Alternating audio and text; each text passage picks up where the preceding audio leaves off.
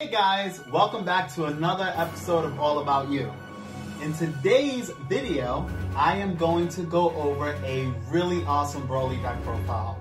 And this one is basically for all you Storm players out there. Storm is not dead. By no means that archetype is dead. It's still there available, but of course without the extra oomph that Goten provided. As you guys can see, I have an All About You nice little logo, so it's going to be a little bit more of a better display as I do deck profiles and other type of content. I am trying to do my best to make sure that you guys get a more enjoyable experience while watching my videos. But without further ado, let's get into the deck profile. Alright guys, so we have Broly.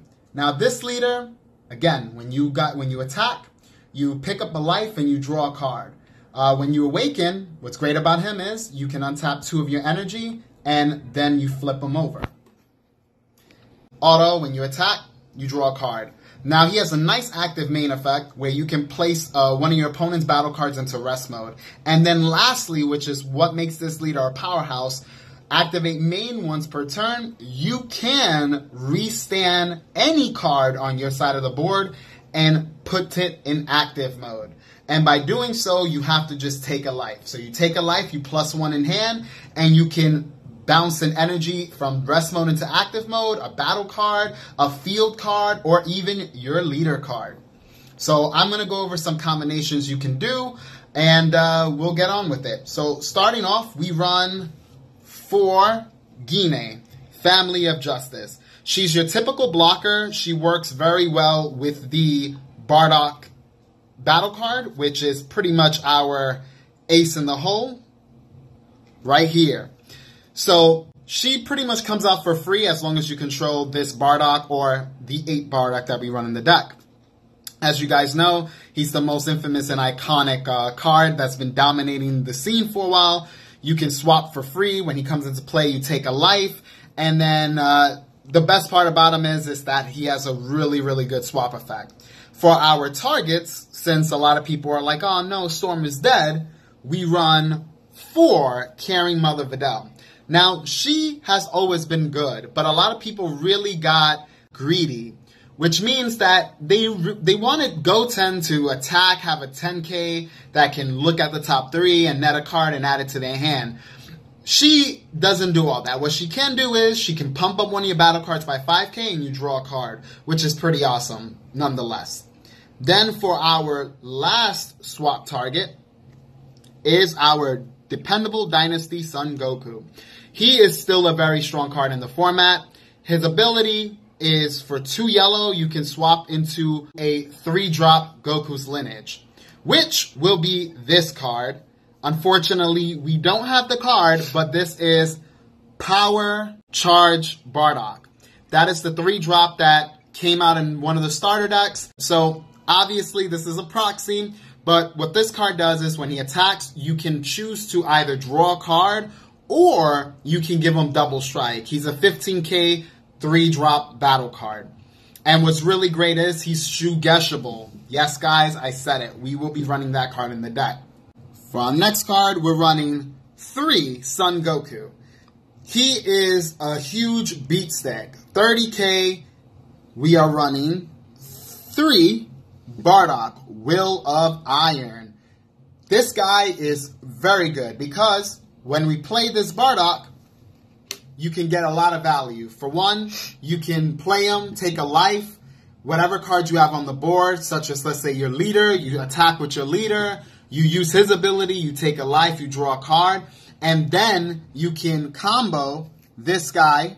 So now your leader is hitting 10k plus 10, that's 20k if it's still not awakened, and then bam, you got a huge 20k double striker on the board that's a blocker. And what's really good about him is that you can also fetch him with other cards in our deck. We have the iconic Unwavering Solidarity Shugesh. This is why I made this deck. This is why Storm is still alive. It's not alive through all the energy renewal, meaning constantly using cards like Senzu Bean or Unyielding Trunks, which got limited to 1. We have Shugesh. This card is even better. We don't need any energy. It's free. I rather play anything that's free. This deck is extremely powerful because you can do pretty much so many plays with this card. So for one, we can bring out our Son Goku, we can bring out our Bardock, which is obviously a proxy, and we can bring out any of these cards on the board, which is very powerful. Now moving on to our utility cards. 3 Mirror Creator Absorb. Now this is a very interesting combo that we can do with this card. You attack. Your opponent has a negate, or if they don't have a negate, doesn't matter. If you go into the combo step, you equip this card, which we're going to go over soon. You use our Hidden Power East Kai, give them double strike, get in that damage while it's hot. Now this goes right into your drop zone. You now use Broly's effect, you pick up a life, you restand him, and then now you proceed to attack again. And what's great about his effect is that it stacks. And so, what this means is he'll gain another 5k power for every card in your warp area. So, when he comes into play, you attack, you gain the 5k for all your cards, you equip that nice double strike like I showed you, you use Broly's effect, you take a life, you restand him, and you can attack with them again, and now his power keeps increasing, which is insane. He'll hit over 100k no problem, maybe 200k. Now, of course, the next card we're previewing is our double strike. It just gives any battle card or attacking card for that matter double strike. The last utility card we run for our battle cards is our Grandpa. So he is our next swap battle card. In this case, when you play him, you don't take a life. The reason why I run 2 copies is because at a certain point in the game, you don't want to keep touching your life. This deck, believe it or not, is very defensive and it can go through the long game. It's not like your typical Storm deck that if it doesn't win between turns 3 to 4, it starts dying out. This deck actually has way more power in it for the later game. He has a swap, 2 for free as well, and what makes him even better is that he's a blocker. So you have an additional blocker besides our Gine. For our extra cards, we run 3 Successors of Hope. Pretty simple. You search for one of your swap and Goku lineage battle cards with energy cost of 5 or less, and you add it to your hand. The next card we run is 3 Planet Vegeta, which works very well, being able to tutor almost every card in this deck. And what makes it even better is that it can restand our Bardock 8, which is amazing because we have extra defense. So while our opponent, we're putting pressure on them, on the flip side, we can defend ourselves very well. We run 3 Cold Bloodlust, which is another card that we use just to slow our opponent down and stop them in their tracks. And then we run 3 Flying Nimbus, which is our negate for the turn. What's great about Flying Nimbus is that it really reduces your opponent's plays dramatically, especially those Shenron players. This is the deck currently. In our sideboard, we play a few things differently, but overall, this deck has netted me a lot of wins, and it won a locals. So far, so good. Its first time being showcased, it was able to win, which is great. Now you have it. Storm is alive and well. Storm is not dead by any means. If you thought it was, it's still around to stay. However, now in the format, you have to utilize sideboard options that can get through cards like the Feature Rare Goku. This deck does a pretty decent job naturally being able to get through that, since we have a lot of other cards that do stuff. We have Videl pumping our 3 cost and higher battle cards. We have a lot of ways to just put an immense amount of pressure on our opponent, regardless if they have Goku, which is really good. The Feature Rare does slow us down, but early on we still get our attacks, and then when they play it, it's cool. Now, we just focus on using our bigger portion of the deck.